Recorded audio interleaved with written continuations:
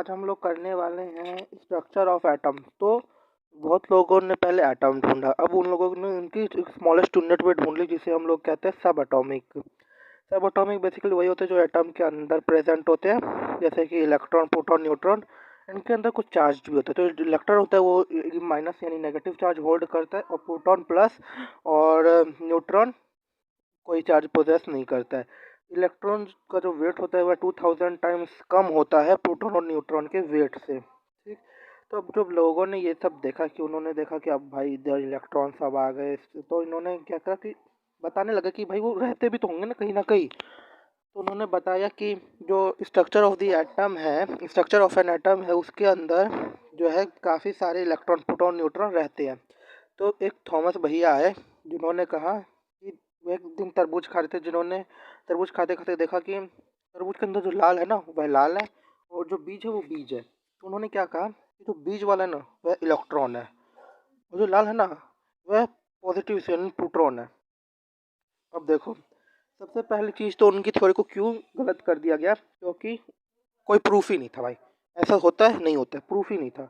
दूसरी चीज़ कि उधर जो है उन्होंने उसका दिया ही नहीं, न्यूट्रॉन का दिया ही नहीं एग्जाम्पल। ठीक। और अब आ जाते हैं हम लोग Rutherford models of an atom पे।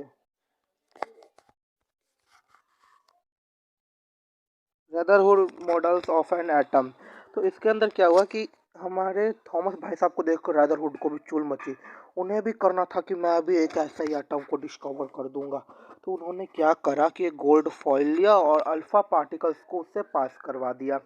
अल्फा पार्टिकल्स को जब पास करवाया तो उसे हम लोगों ने कहा कि देखो, कुछ अल्फा पार्टिकल्स तो चले गए मगर कुछ जो है वो रिफ्लेक्ट हो गए। तो मतलब बीच में जो है ज़रूर कोई न्यूक्लियस होगा जिस कारण से वो रिफ्लेक्ट हो गए, यानी कोई बीच में जो है जो बहुत भारी चीज़ होगा। क्योंकि देखो इलेक्ट्रॉन का वेट है बहुत कम, तो जो भारी चीज़ होगा वह या तो प्रोटॉन होगा या तो न्यूट्रॉन होगा। मगर उनकी थ्योरी को भी क्यों रिजेक्ट कर दिया गया, क्योंकि देखो उनके पास प्रूफ तो था, मगर इधर उन्होंने ना क्या करा ना कि एक फिजिक्स के लॉ को ही ब्रेक कर दिया। अगर तो उन्होंने क्या कहा कि देखो जरूर एक न्यूक्लियस होगा, उसके अराउंड इलेक्ट्रॉन रिवॉल्व करते हैं। तो उन्होंने क्या करा कि उनकी थ्योरी क्यों रिजेक्ट कर दिया, क्योंकि उन्होंने एक फिजिक्स के प्रिंसिपल को ही ब्रेक कर दिया जो कि था एनर्जी वाला। अब एनर्जी क्या कहती है कि अगर कोई ऑब्जेक्ट मूव मोशन में है तो ज़रूर कुछ ना कुछ एनर्जी खर्च करेगा। तो उन्होंने कहा कि अगर ये एनर्जी खर्च कर रहा है तो ये इसकी एनर्जी कभी ना कभी तो लॉस्ट हो जाएगी, पूरी तरह से एनर्जी खत्म हो जाएगी, फिर ये जाके न्यूट्रॉन में ही मिल जाएगा। और आज तक हमने कभी ऐसा केस देखा नहीं है, इसलिए उनकी थ्योरी को रिजेक्ट कर दिया गया। अब बात आती है हमारे नील्स बोर भाई, इनको भी चुल मच गई कि मैं भी दूंगा, मगर इनकी थ्योरी ना तुक्के से सही लग गई। तो इन्होंने क्या कहा कि एक एटम लिया, कहा कि एक एटम के बीच में न्यूक्लियस होगा, न्यूक्लियस के अगल बगल के एल एम और एन नाम के शेल्स होंगे। अब के एल एम एन क्यों, क्योंकि हर चीज़ का नाम ए बी सी डी नहीं रखते, कुछ अलग भी रखना होता है, इसलिए के एल एम और एन का रख दिया। अब हर एक शेल क्या करेगा, कुछ ना कुछ इलेक्ट्रॉन को अपने अंदर होल्ड करके रखेगा। जैसे कि K shell 2, L shell 8, M shell 18 और एन शेल जो है वो 32 इलेक्ट्रॉन्स को होल्ड कर सकता है। मगर इनको स्टेबल रहने के लिए, के शेल को स्टेबल रहने के लिए चाहिए होंगे 2, एल शेल को स्टेबल रहने के लिए चाहिए होंगे 8, और एम शेल को स्टेबल रहने के लिए भी चाहिए होंगे 8। न्यूक्लियस जो होता है, इन्होंने कहा कि न्यूक्लियस क्या होगा, जो इलेक्ट्रॉन प्लस न्यूट्रॉन होगा उनको हम कह देंगे न्यूक्लियस। न्यूट्रॉन प्लस प्रोटॉन हो जाएगा, वो हो जाएगा न्यूक्लियस। ठीक।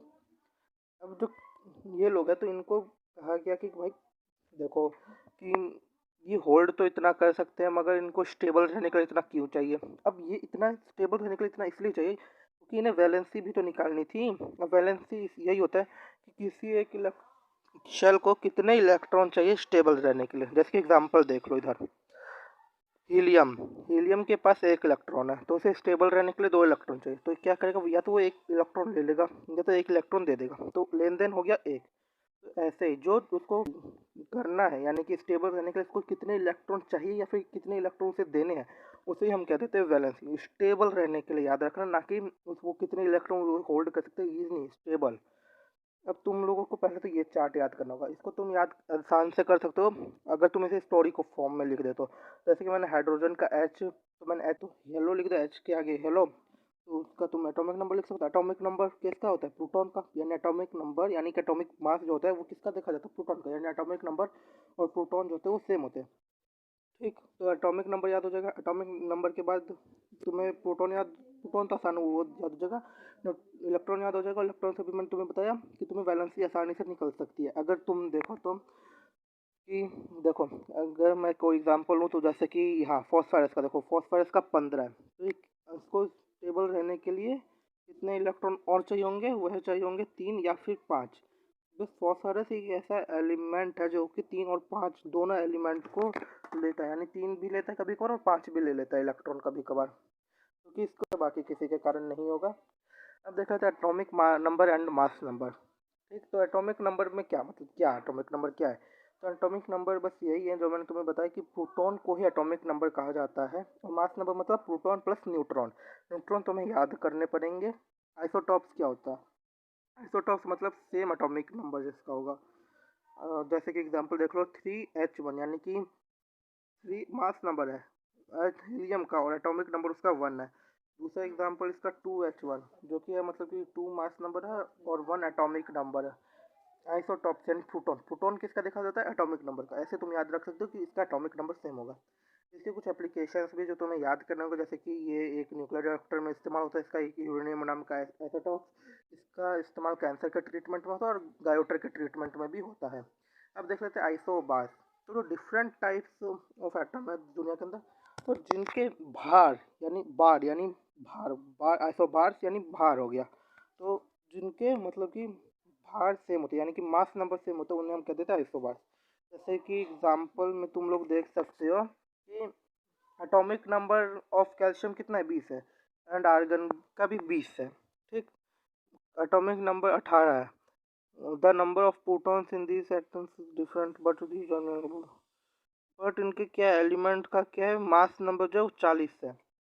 एक का कैल्शियम का क्या है? 20 है, और आर्गन का 18 है, मगर इनका जो मास नंबर है वो 40 है। इसको हम आइसोबार्स कहते हैं। आइसोबार्स का अंदर हमें बस मास नंबर देखना होता है। बार यानी भार, भार यानी मास, मास मतलब मास नंबर को देखना होता है, और आइसोटॉप्स के अंदर एटॉमिक नंबर को। हो गया बस इतना सा ही था चैप्टर, और खत्म। Bye bye. Like share and subscribe.